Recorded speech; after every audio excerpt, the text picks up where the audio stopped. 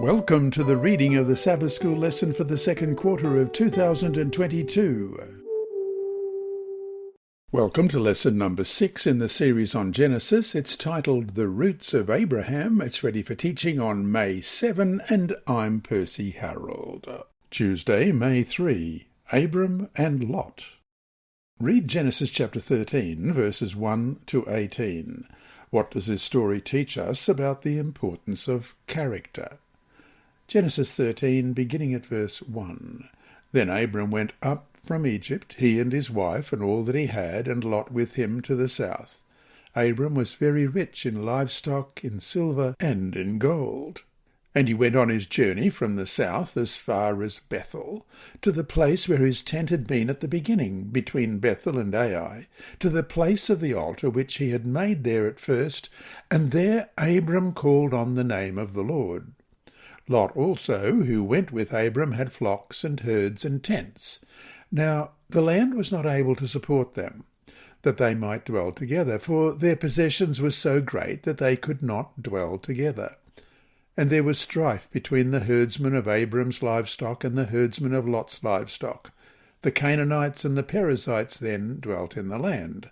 So Abram said to Lot, "Please, let there be no strife between you and me, and between my herdsmen and your herdsmen, for we are brethren. Is not the whole land before you? Please separate from me.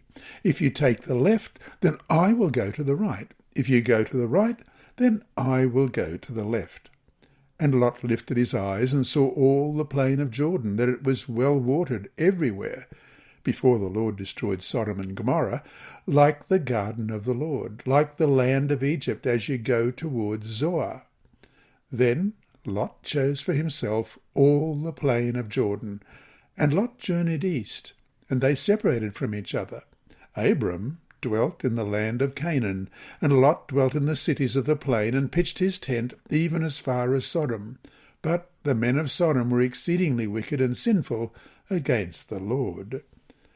And the Lord said to Abram, after Lot had separated from him, "Lift your eyes now, and look from the place where you are, northward, southward, eastward, westward. For all the land which you see I give to you and your descendants forever. And I will make your descendants as the dust of the earth, so that if a man could number the dust of the earth, then your descendants also could be numbered. Arise, walk in the land through its length and its width, for I give it to you." Then Abram moved his tent and went and dwelt by the terebinth trees of Mamre, which are in Hebron, and built an altar there to the Lord. Abram returns to where he was before, as if his trip to Egypt were a mere unfortunate detour. God's history with Abram starts again where it had stopped, since his first trip to the Promised Land. Abram's first station is Bethel, as we read in verse 3, just as in his first trip to the land in Genesis 12, verses 3 to 6. "I will bless those who bless you, and I will curse him who curses you, and in you all the families of the earth shall be blessed." So Abram departed as the Lord had spoken to him, and Lot went with him. And Abram was 75 years old when he departed from Haran. Then Abram took Sarai his wife, and Lot his brother's son, and all their possessions that they had gathered, and the people whom they had acquired in Haran, and they departed to go to the land of Canaan. So they came to the land of Canaan. Abram passed through the land to the place of Shechem, as far as the terebinth tree of Moreh, and the Canaanites were then in the land.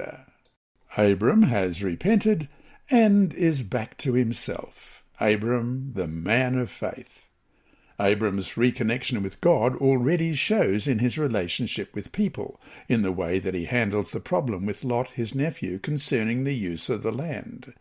It is Abram himself who proposes a peaceful agreement and allows Lot to choose first, as we read in verses 9 and 10 of chapter 13.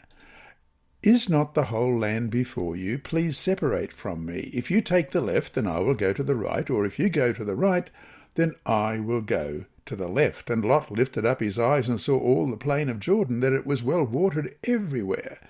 Before the Lord destroyed Sodom and Gomorrah, like the garden of the Lord, like the land of Egypt as you go toward Zoar.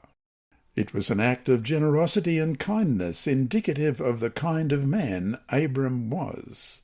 The fact that Lot chose the easiest and best part for himself, the well-watered plain, as we read in verses 10 and 11, without any concern about the wickedness of his future neighbours, as we read in verse 13, reveals something about his greediness and character. The phrase "for himself" reminds us of the antediluvians who also chose for themselves, as we read in Genesis chapter 6 verse 2, that the sons of God saw the daughters of men, that they were beautiful, and they took wives for themselves of all whom they chose. In contrast, Abram's move was an act of faith. Abram did not choose the land, it was given to him by God's grace. Unlike Lot, Abram looked at the land only at God's injunction, as we read in verse 14 of chapter 13. And the Lord said to Abram, after Lot had departed from him, "Lift your eyes now and look from the place where you are, northward, southward, eastward, and westward." It is only when Abram separates from Lot that God speaks to him again. In fact, this is the first recorded time in the Bible that God speaks to Abram since his call at Ur. "Lift your eyes now," we read in verses 14 and 15, "and look from the place where you are, northward, southward, eastward, and westward, for all the land which you see I give to you and your descendants forever." God then invites Abram to walk on this land as an act of appropriation. In verse 17 we read, "Arise, walk in the land through its length and its width, for I give it to you." The Lord, though, makes it very clear that he, God, is giving it to Abram. It is a gift of grace, which Abram must appropriate by faith, a faith that leads to obedience.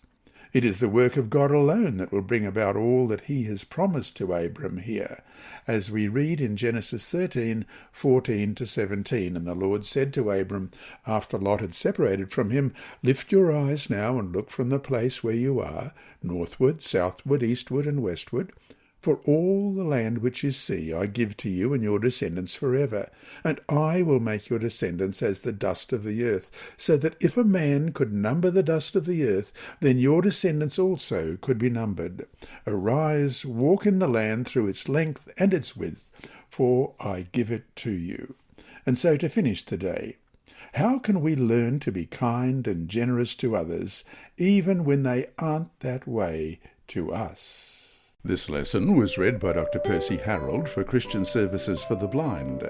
Sponsored by the Sabbath School Department and distributed through Hope Channel Australia, this podcast is also redistributed by Hope Channel Germany, Christian Record Services for the Blind, and It Is Written.